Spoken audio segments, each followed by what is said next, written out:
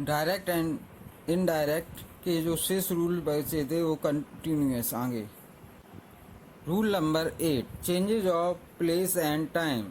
कुछ शब्द ऐसे हैं जिन्हें हम बदलते हैं, जैसे words expressing nearness in time और place in direct speech are generally change into words expressing distance in indirect speech. जैसे नाउ को देन में बदलेंगे, हेयर को देयर में, एगो को बिफोर में, दुस को सो में, टुडे को दैट डे में, टुमारो को द नेक्स्ट डे में और दिस को दैट में। इसी तरह एस्टरडे को द डे बिफोर में, दीज को दोज में, हाइदर को दाइदर में, कम को गो में, हैंस को देंस में, नेक्स्ट वीक ऑब्लिक मंथ को फॉलोइंग वीक ऑब्लिक मंथ में। जैसे कि उदाहरण में दिखाया गया है, she said comma inverted comma my father came yesterday. तो इसे जब बदला जाएगा तो सी सेड दैट, सी के अकॉर्डिंग यहाँ हर आ गया, हर फादर, केम को had come the day before. दूसरा example, she says oblique will say comma inverted comma my father came yesterday. जब इसे फिर से बदला गया तो she says oblique will say that her father had come yesterday. इसका मतलब ये है कि यदि the reporting verb says is in present tense और will say is in future tense, hence the time expression yesterday would not change. जब reporting verb जो शुरुआत में आती है वो प्रेजेंट इंडेफिनिट या फ्यूचर इंडेफिनिट में होती है तो हम अंदर के सेंटेंस में आए हुए एस्टरडे वर्ड को नहीं बदलते हैं। Rule number 9, punctuation. The words that are actually spoken should include in quotations and begin with a capital letter. इसका मतलब यह है कि जो भी शब्द कॉमा इन्वर्टेड डबल कॉमा के अंतर्गत आते हैं तो पहला लेटर उसका कैपिटल होता है।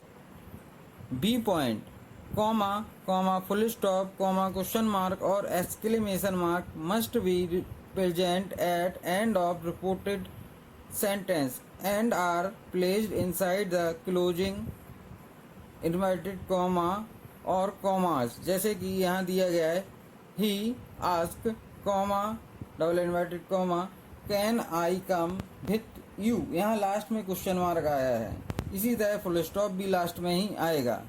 सी पॉइंट में है, if direct speech comes after the information about who is speaking, comma is use to introduce the piece of speech, comma placed before the first inverted comma.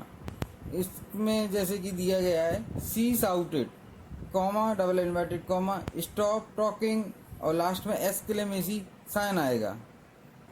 दूसरा वाक्य है जैसे कि थिंकिंग बैक को डबल इन्वर्टेड कॉमा के अंदर comma लगाया है साथ में, सी सेड, फिर कॉमा, फिर डबल इन्वर्टेड कॉमा है, he did not accept to win और लास्ट में comma one.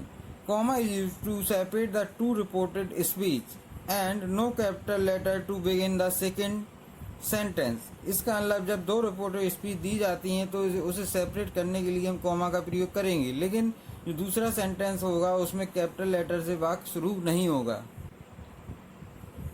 Conversion of indirect to direct speech, जब हम इसका रिजर्व करेंगे तो क्या करना चाहिए।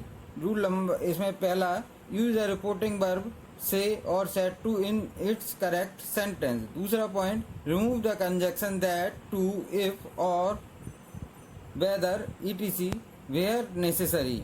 तीसरा, insert quotation mark, question mark, exclamation and full stop as the mood of the sentence. Sentence के अनुसार जो भी आए, फुल स्टॉप आए, क्वेश्चन मार्क आए या कोटेशन मार्क आए, उसे रखेंगे। चौथा, put a comma before the statement. जब हम रिपोर्टिंग वर्ब और रिपोर्टेड स्पीच को अलग करेंगे तो कॉमा इन्वर्टेड कॉमा को लगाएंगे। तीसरा, अगला पॉइंट, पांचवा पॉइंट है, right the first word of statement with capital letter. जो डबल कॉमा के अंदर वाक्य आएगा उसका पहला लेटर कैपिटल होगा। छठवां point, change the past tense into present whether the reporting verb is in the past।